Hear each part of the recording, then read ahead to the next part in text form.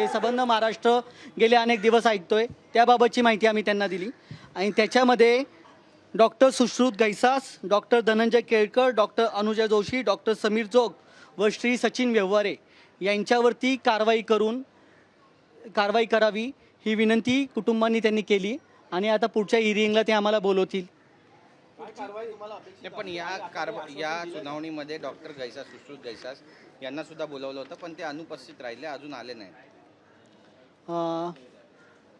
सुश्रुत गैसास हे आले नाही. त्यांनी वैद्यकीय समितीला त्याबाबत कळवलं आहे.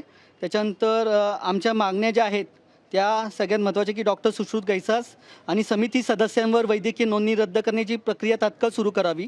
त्यांच्यावर व्यावसायिक गैरवर्तन व कायद्याच्या उल्लंघनासाठी चौकशी व खटले दाखल करावेत. घटनेतील मूलभूत हक्कांचे उल्लंघन केल्याबद्दल आणि हिपोक्रेट शपथ आणि नीती नियमांचे उल्लंघन केल्याबद्दल योग्य ती कायदेशीर शिस्तभंगाची व नागरिक स्वरूपातील कारवाई करण्यात यावी. हॉस्पिटल ट्रस्ट आणि ट्रस्टचे जे काही संबंधित जे काय आहेत म्हणजे प्रशासन जे आहे त्यांच्यावर कारवाई करून त्यांच्यावर कारभारावर नियंत्रण आणावे, जेणेकरून भविष्यात कोणत्याही कुटुंबाला असे अमानवी त्रास सहन करावे लागू नयेत. आणि आपल्या यासाठी आम्ही त्यांना या आमच्या मागण्या आम्ही त्यांना सादर केल्या.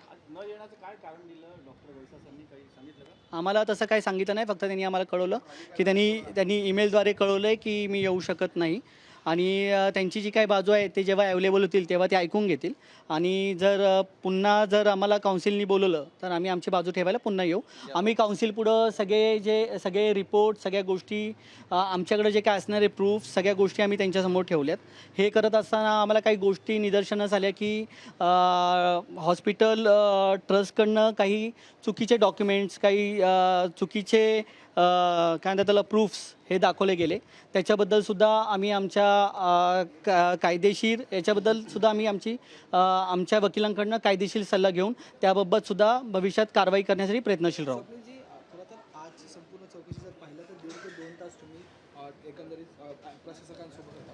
नेमकी काय चर्चा झाली, काय त्यांनी मुद्दे मांडले, त्याची काही माहिती देऊ शकाल? या ठिकाणी 2 गोष्टींसाठी आम्ही भेटलो. एक तर सगळ्यात महत्त्वाचं पहिला जो काय आमचा अंतर्गत अहवाल त्यांनी सार्वजनिक केला तर त्या 5 जणांवरती कारवाई करावी त्याच्यासाठीचं एक झालं. आणि दुसरं जे झालं की डॉक्टर सुश्रुत गैसासांनी कशाप्रकारे जाणून बुजून आमच्या पेशंटला ट्रीटमेंट दिली नाही आणि त्याच्यातनं त्या गोल्डन अवर्समध्ये उपचार न झाल्यामुळे त्यांचा मृत्यू झाला. तर त्याच्यासाठी या दोन्हीबद्दलच्या जे काही सगळ्या गोष्टी घडल्या, जो घटनाक्रम झाला, त्यांनी कुटुंबातल्या प्रत्येकाकडनं तो जाणून घेतला, जे कोण उपस्थित होते, आणि प्रत्येकाकडनं तो जाणून घेऊन त्यांनी तो नोट करून घेतला आहे आणि त्यानुसार पुढील कारवाया होतील. त्यांनी आम्हाला जे काही प्रश्न विचारले त्याच्यावरती आम्ही त्यांना प्रत्येक गोष्टीला आमच्याकडे असलेले प्रूफ सादर केले, प्रत्येक गोष्टीला आमच्याकडे असणारे डॉक्युमेंट सादर केले आणि सगळ्यात महत्त्वाचं आमच्या कुटुंबातील सगळ्या महिलांनी त्यांना हव्या त्या प्रश्नांना हवी ती उत्तरं दिली. महाराष्ट्र मेडिकल काउन्सिलच्या सगळ्या संदर्भात काय मत होतं आणि काही आश्वासन त्यांनी तुम्हाला दिलं आहे? ॲज सच आश्वासन नाही त्यांनी दिलेलं. आम्हाला त्यांनी हेच सांगितलं आहे की आम्हाला दुसरी बाजू ऐकून घ्यावी लागतील. त्यांना अजून काही डॉक्युमेंट्स, काही गोष्टी पाहिजेत त्या आम्ही त्यांना उपलब्ध करून देऊ आणि भविष्यात आम्हाला या ठिकाणी सुद्धा नक्कीच न्याय मिळेल याची आम्हाला 100% गॅरंटी आहे. पुढची सुनावणी कधी ठेवली? अजून असं काही कळवलं नाही. त्यांनी ते ईमेलवर तुम्हाला येऊन जाईल असं सांगितलं. अशाबद्दल त्यांनी काहीच नाही कळवलं. पण आम्ही जे सकाळी सुद्धा सांगितलं तुम्हाला की आत्ता तरी सध्या आमची प्राथमिक मागणी आहे डॉक्टर गैसासांना अटक करण्यासंदर्भात, तर ती अटक झाली पाहिजे याच्यासाठी पाठपुरावा करू. जो काय दिनक्रम घडला 28 तारखेला तो त्याच्याबद्दल त्यांनी विचारलं. त्याच्याबद्दलचे CDR आम्ही त्यांना दिले. त्यांना आम्ही सांगितलं, कधी कधी आम्ही कॉल केले होते. त्याच्यानंतर झालेला घटनाक्रम त्यांना पूर्ण सांगितला कुटुंबियांनी आणि जे काय शेवटपर्यंत 31 तारखेपर्यंत जे काय घडलं ते कुटुंबियांना त्यांनी सांगितलं. समाधानकारक ही सुनावणी पार पडली. त्यांनी आमच्या प्रत्येक गोष्टी ऐकून घेतल्या, प्रत्येक गोष्टी नोट केल्या. एवढंच.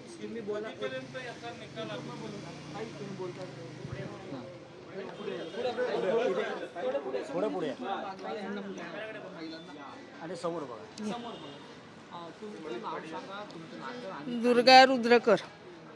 तनिष्का भिसे माझी. समोर बघा तिथे. तनिष्का भिसे माझी मुलगी आणि घैसाळ डॉक्टरांनी असं केलं हे योग्य केलं नाही. कुठलेही डॉक्टर असं करत नाही.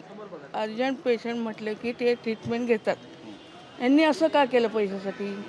यांना पैसे दिले नसते का? मिळालेच असते ना पैसे. आज मुलीचा जीव गेला ना माझ्या.